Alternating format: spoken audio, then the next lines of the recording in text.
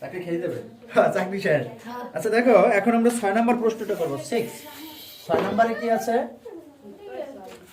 এই বোর্ডও কাপে বেটা। হ্যালো হয় গো। 6 নম্বর প্রশ্নটা হলো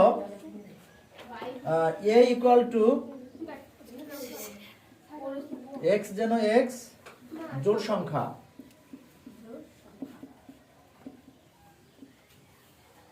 এবং 4 less than 6 এর তালিকা পদ্ধতি কোনটি?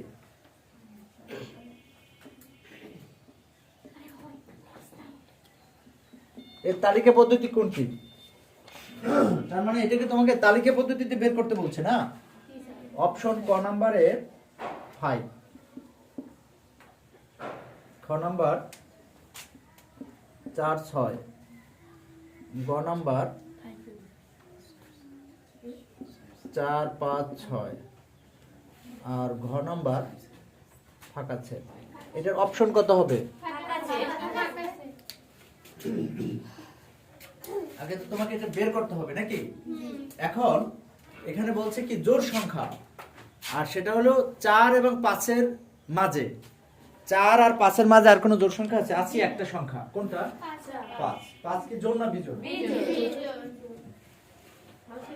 মোহসেনা, 5 কি জোড় না বিজোড়?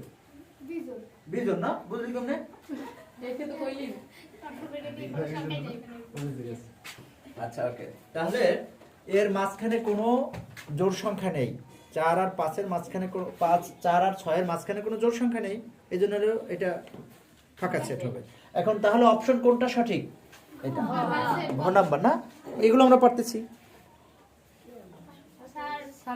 এটা 6 নাম্বার গেলে ফোন আসছে।